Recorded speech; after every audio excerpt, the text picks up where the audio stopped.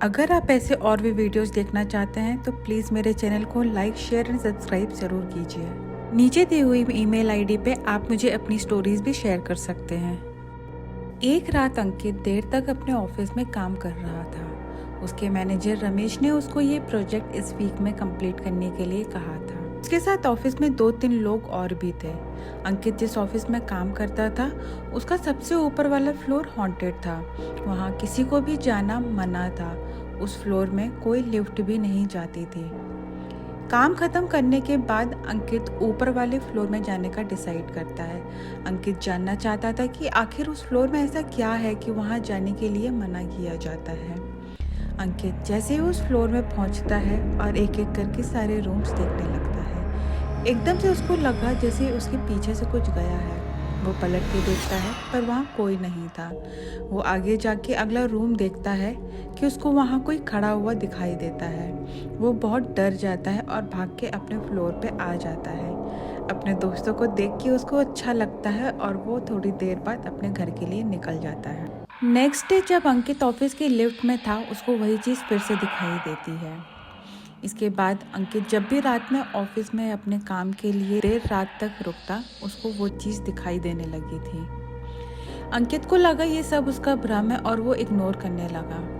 अंकित को ये जॉब बहुत मुश्किल से मिली थी और वो ये जॉब छोड़ना नहीं चाहता था। इसलिए उसने अभी तक ये बात किसी को नहीं बताई थी कि वो सबसे ऊपर वाले फ्लोर में गया था और उसको कोई दिखाई देने लगा है। उसको लगा अगर वो ये बात किसी को बताएगा और उसके मैनेजर को ये बात पता चल गई तो उसकी नौकरी चली जाएगी। एक दिन अंकित को अपने काम से ऑफिस में पूरी रात रुकना पड़ा और कोइंसिडेंस ऐसा हुआ कि ऑफिस में और कोई नहीं था।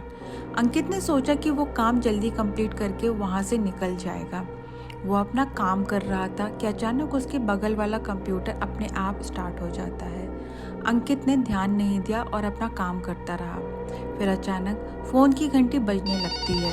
अंकित ये सब चीज़ें बहुत इग्नोर कर रहा था पर वो अंदर बहुत डरा हुआ था और अंकित दूसरे रूम में चला जाता है और दूसरे रूम में उसको वो आत्मा दिखाई देती है। अंकित पूछता है कि तुम कौन हो और क्या चाहते हो।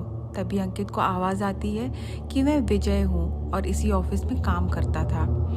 अंकित पूछता है तो मैं आपकी कैसे मदद कर सकता हूँ और क्या कर सकता हूँ। मैं यहाँ तुम्हें डराने नहीं आया हूँ। तुम्हारी मदद से रमेश की सच्चाई कंपनी के सीईओ तक पहुँचाना चाहता हूँ। अंकित उसकी हेल्प करने के लिए तैयार हो जाता है क्योंकि अंकित के पास कोई और ऑप्शन भी नहीं था। विजय ने जैसा जैसा करने को कहा अंकित ने वही किया और रमेश के खिलाफ सारे सबूत इकट्ठे कर लिए और नेक्स्ट डे ये सीईओ को दे देना, वो समझ जाएंगे ऐसा बोल के वहाँ से विजय चला जाता है।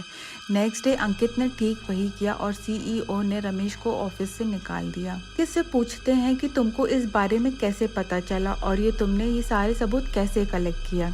इस पर अंकित ने उसको बताया कि एक दिन वो सबसे ऊपर वाले फ्लोर पे गया था और उसी दिन से विजय उसको दिखाई देने लगा था और उसने ही ये सब करने के लिए उसको कहा था। तब अंकित पूछता है कि विजय कौन था। इस पर वो बताता है कि विजय इसी कंपनी में काम करता था। वो बहुत हार्ड वर्किंग एम्प्लॉय था। उसने जब यहाँ ज्वाइन किया था तब ये कंपनी सिर्फ एक स्टार्टअप थी। वो काम और कंपनी दोनों के लिए बहुत ईमानदार था। उसकी मेहनत से ये कंपनी बहुत आगे बढ़ने लगी थी जिससे कंपनी के हर कोई उसको पसंद करते थे। विजय सबकी बहुत हेल्प भी करता था। हर कंपनी में कुछ विजय जैसे अच्छे तो रमेश जैसे बुरे इंसान भी होते हैं। 10 साल पहले रमेश और विजय ने साथ ही कंपनी ज्वाइन की थी पर रमेश विजय की तरह होशियार नहीं था और उसकी विजय की तरह पहचान भी नहीं थी। इसलिए रमेश धीरे धीरे विजय की सफलता से जलने लगा था। दोनों एक ही गांव से थे और बचपन के दोस्त थे। विजय रमेश पे बहुत ट्रस्ट करता था। सबने कई बार विजय को समझाने की कोशिश की कि रमेश से थोड़ा दूर रहे पर विजय ने किसी की बात नहीं सुनी। एक बार दोनों एक ही प्रोजेक्ट में काम कर रहे थे और इस प्रोजेक्ट से कंपनी को बहुत फायदा होने वाला था। सबको लगता था कि विजय ही इस कंपनी का नेक्स्ट सीईओ बनेगा और मैं भी यही चाहता था, बस रमेश को छोड़कर।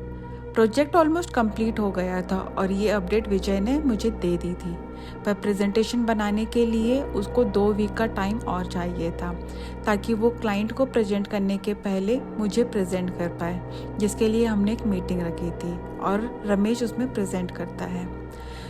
मुझे रमेश का प्रेजेंटेशन उतना पसंद नहीं आया, इसलिए मैंने विजय को ही प्रेजेंट करने के लिए बोला। इस बात से रमेश और भी चिढ़ गया था और बहुत गुस्सा हो गया था।